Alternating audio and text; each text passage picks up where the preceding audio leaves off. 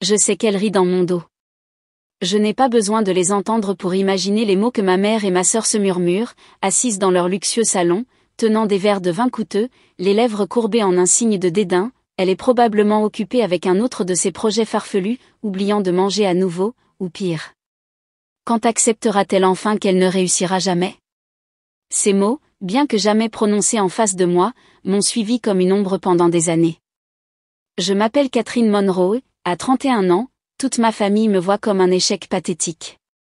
Pendant qu'ils organisent des fêtes extravagantes, discutent de contrats de plusieurs millions de dollars et fréquentent les cercles sociaux les plus puissants, je suis assise seule dans mon petit appartement, travaillant plus de 90 heures par semaine pour construire une entreprise qu'ils croient vouée à l'échec.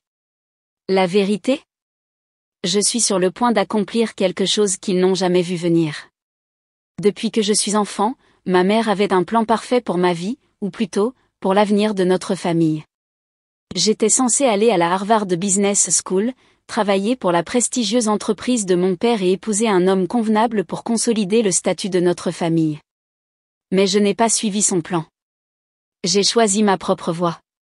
Au lieu d'entrer dans un bureau élégant avec un salaire à 6 chiffres juste après mon diplôme, je me suis plongée dans la fintech, un domaine où l'on disait que seuls les génies ou les imbéciles survivaient.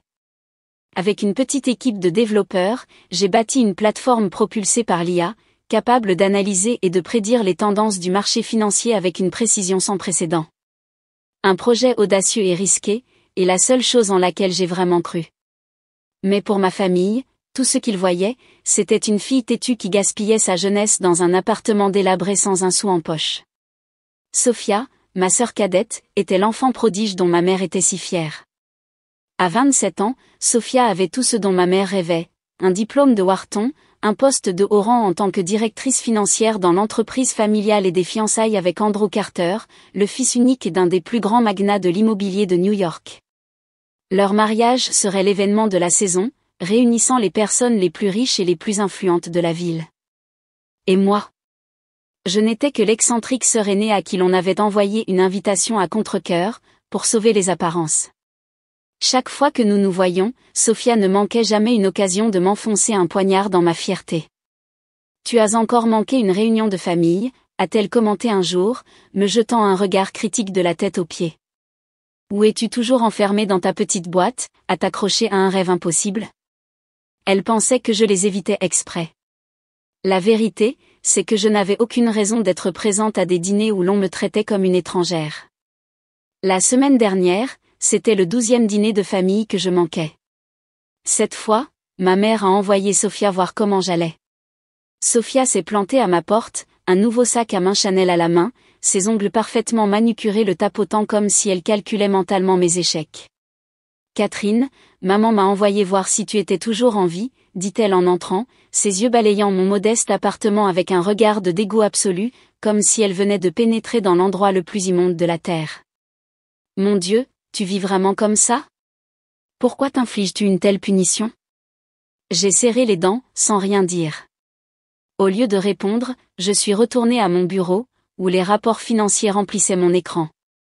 Je n'avais pas le temps d'expliquer à quelqu'un qui n'avait jamais travaillé plus de 50 heures par semaine que le succès ne se présente pas toujours sous la forme d'un bureau de luxe ou d'une bague en diamant de la taille d'une noix. Mais Sophia n'avait pas terminé. « Tu sais, » dit-elle, rejetant ses cheveux dorés par-dessus son épaule, « Andrew vient de m'acheter un yacht. Nous partons en Méditerranée après le mariage. Ah, et au fait, j'espère que tu porteras quelque chose qui n'a pas l'air trop bon marché si tu comptes venir. » Ces mots furent comme une gifle. J'aurais pu mettre fin à la conversation sur le champ. J'aurais pu sortir une seule feuille de papier, un contrat qui, si Sophia le voyait, effacerait cette expression suffisante de son visage parfait en un instant. Car j'étais sur le point de devenir millionnaire. Après 4 années épuisantes, la plateforme d'IA que j'avais construite avait obtenu un investissement de l'une des plus grandes sociétés de capital risque du monde. Nous venions de conclure un accord de 50 millions de dollars, et si tout se passait comme prévu, la valorisation de mon entreprise triplerait dans les 2 prochaines années. Mais je n'ai rien dit. Pas encore. J'ai juste regardé Sophia et j'ai souri. « Ne t'inquiète pas pour ton cadeau de mariage », ai-je dit en prenant une gorgée de café. « J'ai quelque chose de spécial pour toi. » Sophia a ricané.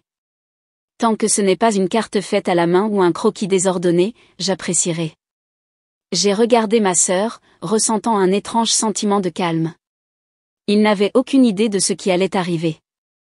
J'ai regardé Sophia quitter mon appartement, le claquement sec de ses talons résonnant contre le sol carrelé usé. Quand la porte s'est refermée derrière elle, je suis resté immobile, mes doigts serrés autour de la tasse de café froide. Cet appartement, celui-là même qu'elle méprisait, était l'endroit où j'avais sacrifié le sommeil, les nuits chaudes et même la reconnaissance de ma famille pour construire quelque chose de bien plus grand que tout ce qu'ils pourraient jamais imaginer.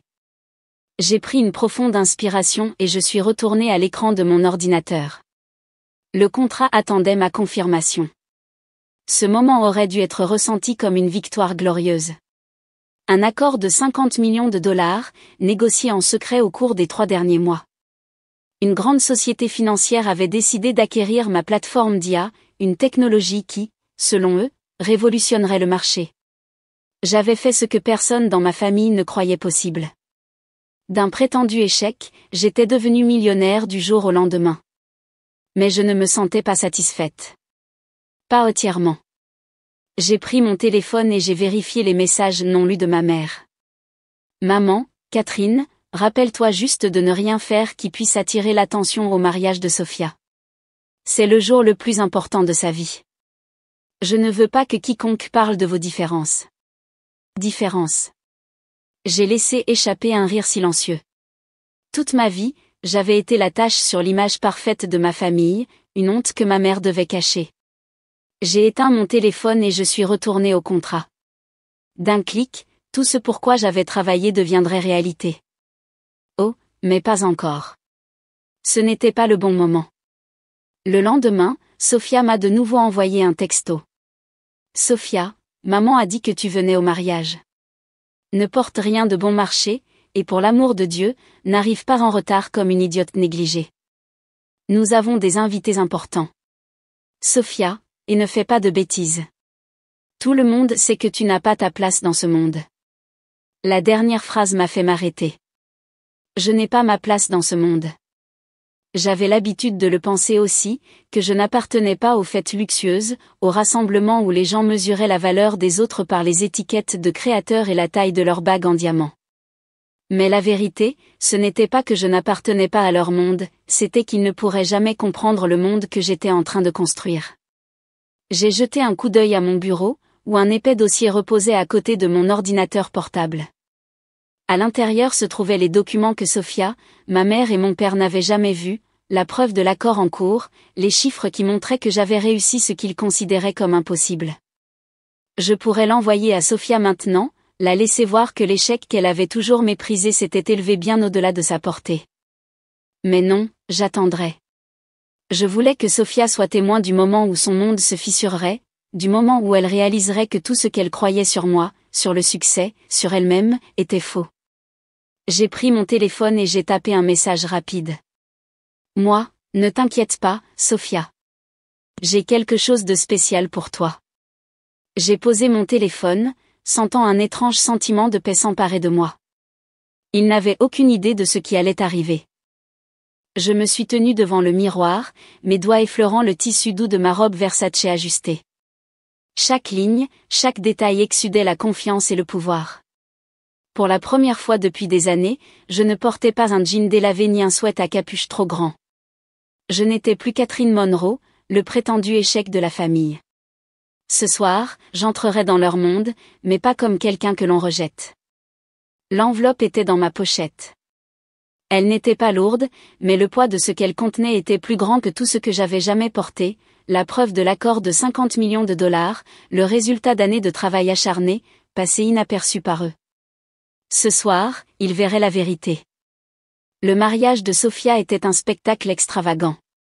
Des nappes de soie blanche couvraient les tables du banquet, des coupes de cristal remplies de champagne, des lustres projetant des reflets scintillants sur les bijoux inestimables portés par les invités. Tout était impeccable, exactement comme Sophia aimait contrôler sa vie. Je suis entré dans la salle de banquet, sentant chaque regard parcourir mon corps.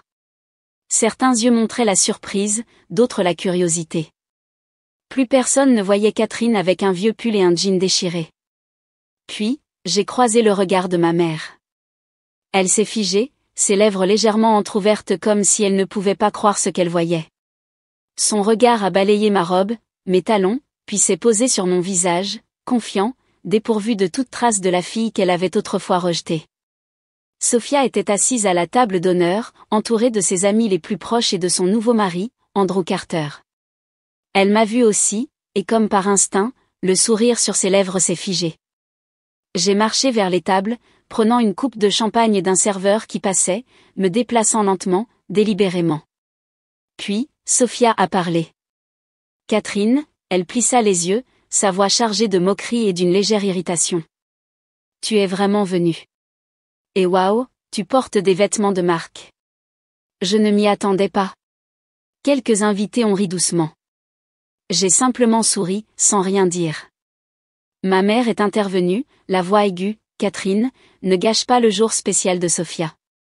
J'ai levé ma coupe de champagne, l'agitant légèrement avant de répondre calmement, bien sûr que non, mère. Ma sœur se marie. Comment pourrais-je ne pas apporter un cadeau? Alors, j'ai posé l'enveloppe sur la table et je l'ai glissée vers Sophia. Félicitations, Sophia. C'est mon cadeau de mariage pour toi. Tous les yeux se sont tournés vers l'enveloppe blanche et simple.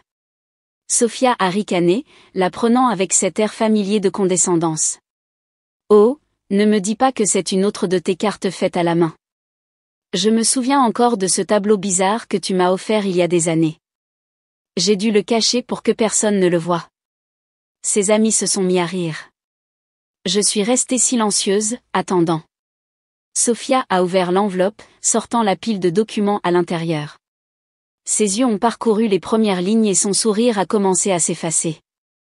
La confusion s'est emparée de son visage. Puis, elle est arrivée au chiffre, 50 millions de dollars, et ses mains ont commencé à trembler. Dis-moi que c'est une blague, Catherine, elle leva les yeux, sa voix n'étant plus arrogante, juste de la pure incrédulité. Est-ce que c'est réel? J'ai légèrement penché la tête, l'expression calme. 100% réel, Sophia. Ma mère a arraché les papiers des mains de Sophia, ses yeux balayant les mots rapidement avant que son visage ne perde toute couleur. Vente de l'entreprise. 50 millions. Elle s'est tournée vers moi, sa voix tremblant d'un choc à peine contenu. Qu'est-ce que tu as fait, Catherine? J'ai construit une entreprise que tout le monde disait inutile, ai-je dit avec un léger haussement d'épaule. Et puis une des plus grandes sociétés financières a décidé de l'acquérir. Je suppose qu'elle n'était pas si inutile que vous le pensiez. Un silence étouffant a rempli la salle. Les invités, ceux qui avaient ri de moi, ceux qui avaient toujours cru que Sophia était la fille parfaite, assistaient à une vérité qui avait été enterrée pendant des années. Sophia a agrippé les papiers fermement, sa voix sèche, tu ne peux pas avoir. J'ai ricané. Je ne peux pas avoir réussi? Je ne peux pas avoir plus d'argent que la famille d'Andrew? Je ne peux pas avoir accompli ça toute seule? J'ai soutenu son regard, ma voix ferme mais tranchante. Et pourtant, me voilà. Personne n'a parlé. Alors, j'ai continué, mais ce n'est que le début. Ma technologie continuera d'évoluer. La valorisation de l'entreprise devrait dépasser les 150 millions de dollars dans les 2 prochaines années. Et quand cela arrivera, j'ai pris une lente gorgée de mon champagne, savourant le moment, je ne serai pas seulement la personne la plus réussie de cette salle, je serai la personne la plus réussie de cette famille. Je ne sais pas qui a été le premier à respirer profondément, mais je l'ai entendu clairement. Sophia s'est affalée sur sa chaise, le regard vide. Elle n'avait jamais imaginé que la sœur qu'elle avait toujours méprisée serait celle qui la ferait se sentir petite. Ma mère, mon père, tous étaient dans une incrédulité totale. Ils avaient pensé que je ne me libérerais jamais des limites qu'ils m'avaient imposées, mais aujourd'hui, je les ai toutes brisées. Après le mariage, tout a changé. Plus de regards de pitié quand j'entrais dans une pièce, plus de sourires moqueurs de la part des parents quand mon nom était mentionné lors des réunions de famille. Le nom de Catherine Monroe n'était plus lié à l'échec. Au lieu de cela, il suscitait la curiosité, des poignées de main respectueuses et des félicitations douces mais calculées. Mon entreprise, celle que ma famille avait autrefois qualifiée de blague, était maintenant au centre du monde financier. Les nouvelles de l'accord de 50 millions de dollars se sont répandues dans les principales publications financières, et les PDG qui m'avaient autrefois rejeté étaient maintenant impatients de collaborer. Et Sophia? Elle détestait chaque seconde de tout ça. 3 semaines après le mariage, j'étais assise dans mon nouveau bureau, un appartement de luxe au 45e étage avec une vue panoramique sur la ville. La lumière du soleil entrait à travers les murs de verre, se reflétant sur l'écran de mon ordinateur portable où les données financières fluctuaient en temps réel. Mon téléphone s'est allumé avec une nouvelle notification. Dernière minute, le groupe Carter fait face à une crise financière, faillite possible. Je me suis adossée à ma chaise, expirant lentement. Comme je m'y attendais. J'avais vu cela venir bien avant que Sophia ne descende l'allée dans sa robe blanche impeccable. Ma technologie Diane n'analysait pas seulement les données financières, elle prédisait les effondrements d'entreprises en se basant sur des millions de variables. Et il y a 6 mois, ma plateforme avait signalé une alerte rouge pour le groupe Carter. J'avais suivi chaque chiffre, chaque rapport financier caché, chaque décision d'investissement imprudente. Les beaux-parents de Sophia n'étaient pas aussi sûrs qu'elle le croyait. Leur empire était bâti sur des dettes, la manipulation du marché et des accords à haut risque, et maintenant il vacillait au bord de l'effondrement. Sophia ne le savait pas encore, mais elle le saurait bientôt. L'appel de ma mère est arrivé à 10 heures. J'ai répondu. Sa voix était pressée, instable, une rareté. Catherine, as-tu vu les nouvelles? La famille Carter, ils ont de sérieux problèmes. J'ai fait tourner un stylo entre mes doigts, ma voix calme. Je sais. Elle a hésité. Comment le savais-tu avant tout le monde? Je n'ai pas répondu immédiatement, la laissant s'asseoir dans le silence, la laissant sentir le poids du fossé entre ce qu'elle avait cru de moi et la réalité qui se dressait devant elle. Après quelques longues secondes, j'ai finalement parlé, ma voix légère mais ferme, parce que je les observais. Ma technologie l'a prédit il y a longtemps. Mais bien sûr, si je te l'avais dit avant, tu ne m'aurais pas cru. Elle est restée silencieuse. Je pouvais imaginer son visage, stupéfait, désorienté, cherchant quelque chose à quoi s'accrocher. Maman, sa voix s'est adoucie, Sophia ne sait pas quoi faire. Les Carter sont sur le point de tout perdre. Si cela n'est pas géré correctement, ils pourraient faire face à une enquête. Andrew pourrait se retrouver au tribunal. J'ai haussé un sourcil, bien que je ne sois pas particulièrement surprise. Ah oui, ai-je murmuré, prenant une lente gorgée de mon café. On dirait que le rêve parfait de Sophia commence à s'effondrer. Cet après-midi-là, Sophia m'a appelé, pour la première fois depuis des années. Sa voix n'avait ni mordant, ni arrogance.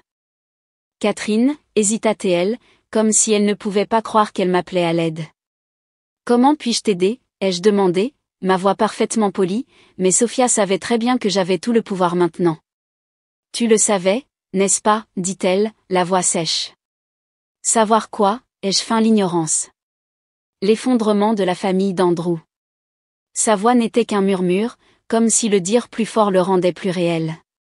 Son entreprise est en train de tout perdre, et s'ils ne peuvent pas gérer leurs dettes. Je l'ai entendu prendre une profonde inspiration tremblante au téléphone. Je perdrai tout aussi. Et c'était le moment que j'attendais. Sophia Monroe, la fille parfaite, l'héritière privilégiée qui se vantait de prendre les bonnes décisions, était maintenant sur le point de tout perdre. Elle avait choisi le mauvais chemin. J'ai resserré ma prise sur le téléphone, mais ma voix est restée étrangement calme. Je t'avais prévenu, Sophia. Elle a retenu son souffle. Je t'ai dit que le succès ne consiste pas seulement à épouser le bon homme ou à avoir le soutien de ses parents. J'ai essayé de te montrer que tout ce que tu pensais de moi, de la vie, était faux. Mais tu n'as jamais écouté. Je ne savais pas, sa voix a commencé à trembler.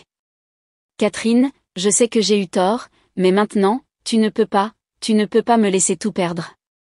Je me suis adossée à ma chaise, laissant chaque mot s'installer dans l'espace entre nous. Je peux t'aider, ai-je dit lentement, délibérément. Elle a inspiré brusquement. Mais tu dois accepter une vérité, ton rêve parfait est terminé. Un long silence. Je pouvais entendre la peur de Sophia à travers le téléphone. Je comprends, a-t-elle murmuré. J'ai fermé les yeux et je me suis permis un petit sourire satisfait.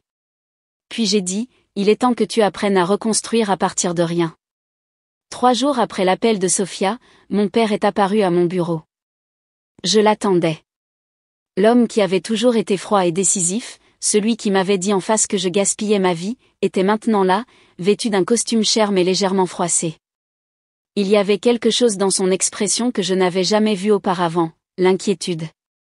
Mon assistante a appelé à l'avance, mais je ne lui ai pas dit de le refuser. Je voulais être témoin de ce moment par moi-même. Il est entré, ses yeux balayant le bureau élégant et luxueux. Ce n'était plus le petit appartement qu'il avait autrefois méprisé.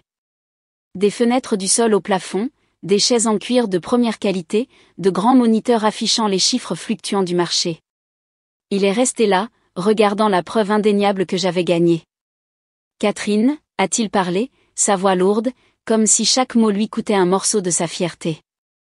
Je me suis adossée à ma chaise, les bras croisés. Père. Mon ton était froid, impassible. Il a expiré profondément avant de tirer une chaise et de s'asseoir en face de moi. Je ne l'avais pas invité à s'asseoir, mais il n'a pas attendu la permission. Sophia a de sérieux problèmes, il est allé droit au but, abandonnant sa prétention habituelle. J'ai levé ma tasse de café, prenant une lente gorgée, imperturbable. Je sais. Il a plissé les yeux. Depuis combien de temps le sais-tu? J'ai haussé les épaules. Depuis 6 mois. Un éclair de surprise a traversé son visage. Je pouvais voir les rouages tourner dans son esprit, essayant de comprendre comment j'avais pu le savoir avant la famille Carter elle-même. J'ai posé ma tasse, entrelaçant mes doigts en le regardant. Pourquoi es-tu ici, père? Il est resté silencieux un moment, puis a laissé échapper un profond soupir. Sophia est sur le point de tout perdre. Sa voix avait une légère fissure. Elle n'a pas de revenus, pas d'expérience réelle. Si la famille Carter fait faillite, elle perdra aussi tous ses privilèges. J'ai incliné la tête, sans rien dire. Je voulais qu'il dise les mots qu'il avait évités. Finalement, après une longue hésitation, il a ravalé les derniers restes de sa fierté et a dit, « Elle a besoin de ton aide. » J'ai laissé échapper un léger rire, non pas par amusement, mais par l'ironie de tout cela. Moi, la prétendue disgrâce de la famille, j'étais maintenant la seule à pouvoir sauver sa fille en or. Je me suis adossée à ma chaise, ne faisant aucun effort pour lui faciliter les choses. « Et que veux-tu exactement que je fasse ?» Ma voix était calme, mais il y avait une lame acérée cachée sous les mots. Mon père a hésité avant de parler lentement, « Elle a besoin d'un travail. Un endroit pour recommencer. Pourrais-tu, lui trouver un poste dans ton entreprise ?» J'ai laissé échapper un rire sec. « Alors, tu veux que je donne à Sophia une porte de sortie facile ? Lui donner un titre élégant, un salaire élevé, sans la faire affronter les conséquences de ses propres décisions ? » Il a pincé les lèvres, sans le nier, mais je pouvais voir l'attente dans ses yeux. Il pensait que je m'adoucirais. Il pensait que j'étais toujours la fille désespérée de l'approbation de mes parents. Mais je n'étais plus cette Catherine Monroe. J'ai posé mes mains sur la table, le regardant directement. « Bien, ai-je dit doucement. Je donnerai une chance à Sophia, mais pas de la manière que tu penses. » Mon père a froncé les sourcils, méfiant. « Que veux-tu dire ?» J'ai sorti un dossier de mon tiroir et je l'ai placé sur la table. Sophia peut travailler dans mon entreprise, mais elle commencera tout en bas, avec un salaire de débutant, comme n'importe quel nouvel employé. Il s'est figé, comme s'il ne pouvait pas croire ce qu'il venait d'entendre. J'ai continué, pas de traitement spécial, pas de bureau privé, pas de faveur. Elle écrira des rapports, analysera des données et apprendra vraiment à travailler au lieu de dépendre des relations familiales. J'ai fait une brève pause avant de porter le coup final. Cependant, il y a une condition importante. Sa prise s'est resserrée sur la coudoir. Laquelle ? Je l'ai regardée, mes mots tranchants comme un couteau. Sophia doit admettre publiquement qu'elle a eu tort. Ses yeux se sont plissés, ne comprenant pas immédiatement ma signification. Je me suis légèrement penchée en avant. Elle doit se tenir devant toute la famille, devant tous ceux qui l'ont entendu me rabaisser, et reconnaître qu'elle m'a mal jugée, ainsi que cette entreprise, et ce que signifie vraiment le succès. Mon père est resté silencieux. Je pouvais voir la bataille interne qui se livrait en lui. Il voulait aider Sofia, mais ma condition signifiait la forcer à ravaler la fierté que ma mère avait nourrie en elle pendant des années. Et si elle refuse, a-t-il demandé, sa voix plus basse maintenant. J'ai haussé les épaules. Alors elle pourra trouver comment survivre, comme je l'ai fait. L'air dans la pièce s'est épaissi. Finalement, mon père s'est levé, m'étudiant longuement. Et dans ses yeux, j'ai vu quelque chose d'inconnu, de la reconnaissance. Tu as vraiment changé, a-t-il dit, la voix rauque. J'ai souri, mais il n'y avait aucune émotion derrière. Non, père. J'ai toujours été comme ça. Vous ne l'avez juste jamais vu. Il n'a pas discuté. Après une brève hésitation, il a pris le dossier sur la table et a quitté la pièce.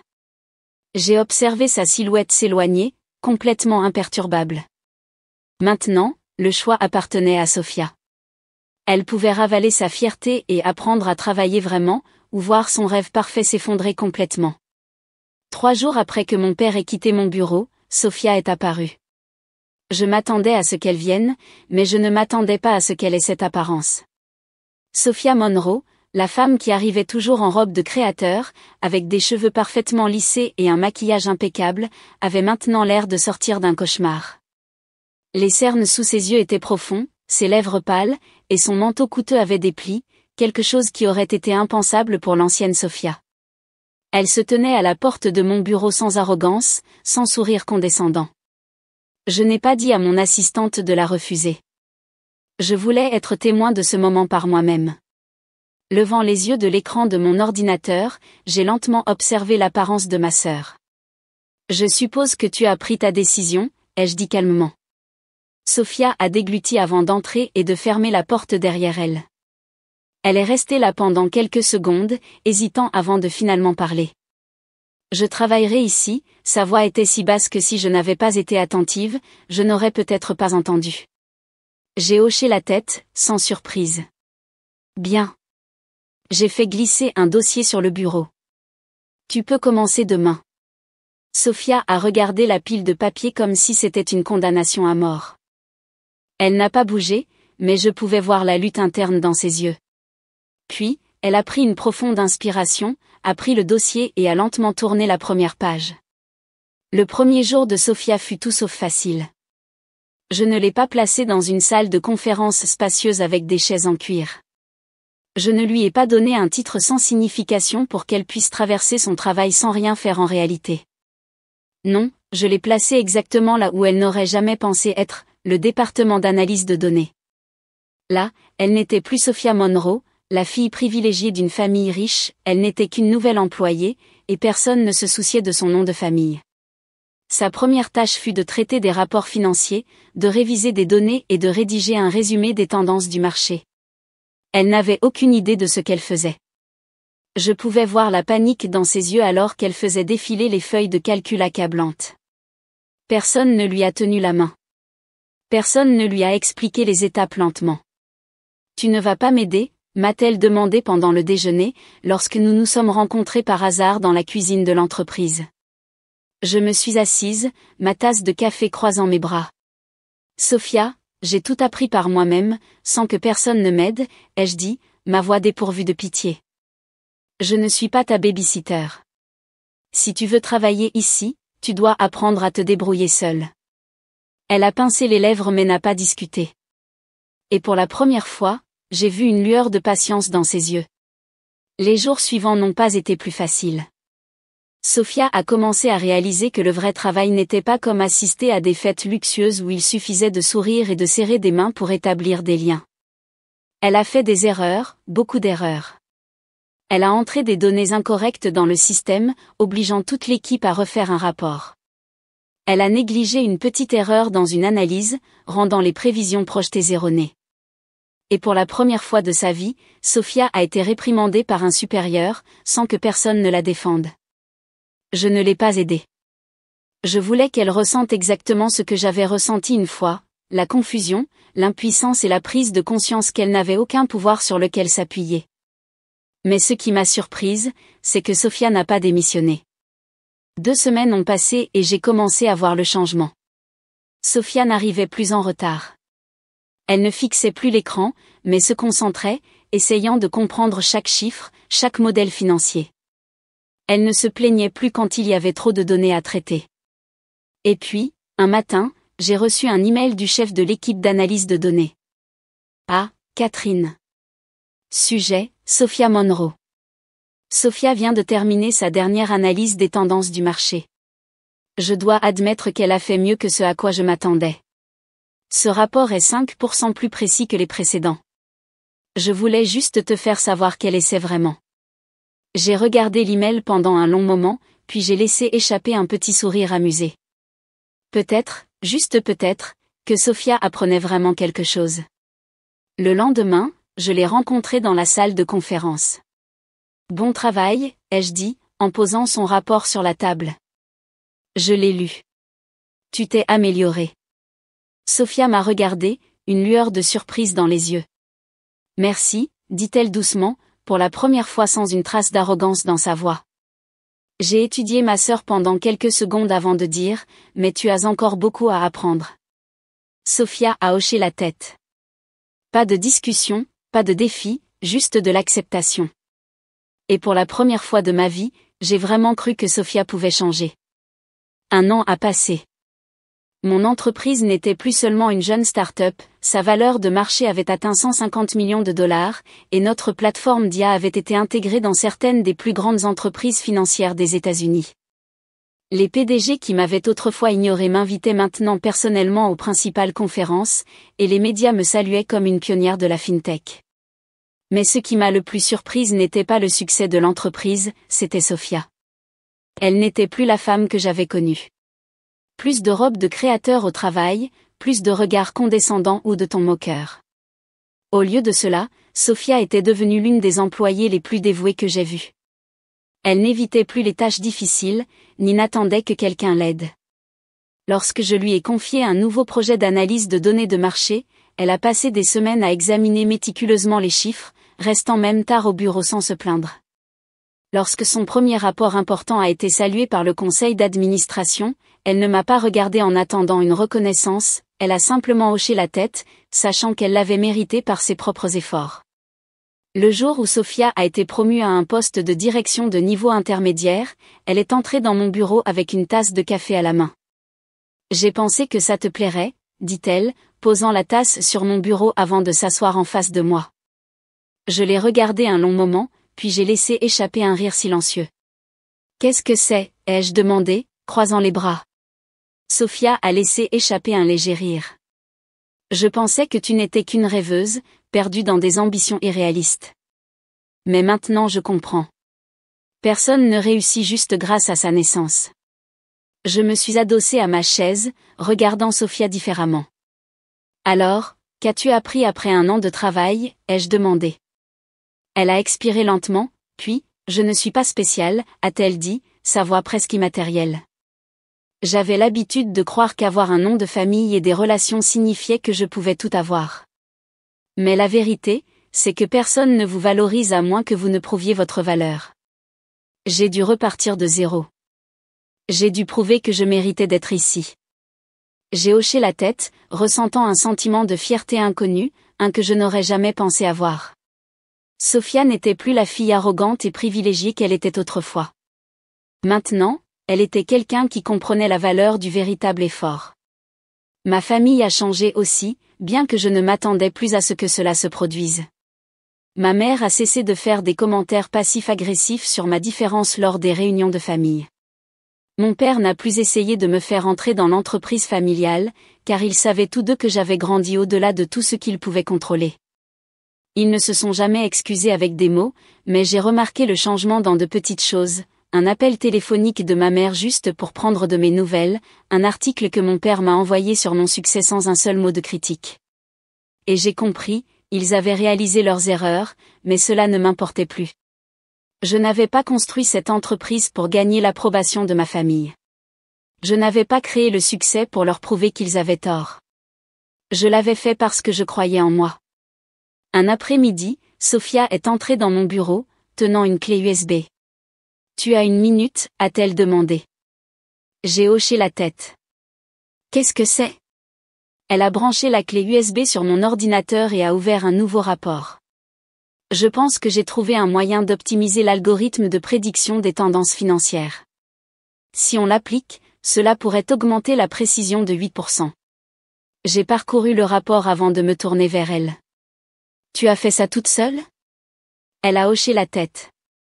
J'ai pris une lente gorgée de mon café avant de répondre, je suis impressionnée. Sophia a souri.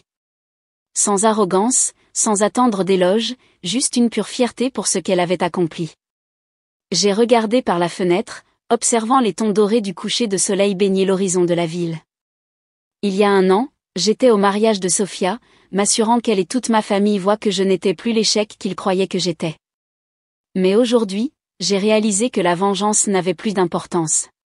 Car le vrai succès ne consiste pas à faire regretter aux autres leurs erreurs, il s'agit de créer des opportunités pour que ceux qui ont échoué puissent voir, pour que ceux qui manquaient de force puissent en trouver, et surtout, pour moi-même, afin que je puisse avancer sans être enchaîné au passé.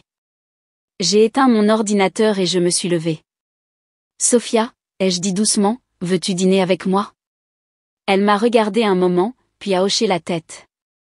C'est moi qui choisis le restaurant, a-t-elle dit. Et j'ai ri. Enfin, nous n'étions plus dans des camps opposés. C'était là mon plus grand succès. L'histoire de Catherine n'est pas seulement celle d'une femme qui a défié les attentes de sa famille et a atteint le succès, c'est la preuve du pouvoir de la persévérance, de l'indépendance et de la confiance en soi. Dans la vie réelle, nous sommes souvent limités par les attentes de la société et de la famille, mais le vrai succès ne consiste pas à prouver que les autres ont tort, il s'agit de créer des opportunités pour grandir et aider les autres à faire de même. Lorsque nous sommes assez forts pour marcher sur notre propre chemin, nous n'avons pas besoin de validation, car nos réalisations parlent d'elles-mêmes. Que pensez-vous du parcours de Catherine? Auriez-vous fait la même chose à sa place? Partagez vos pensées dans les commentaires et n'oubliez pas de suivre la chaîne pour plus d'histoires inspirantes sur la famille, la carrière et les leçons de la vie.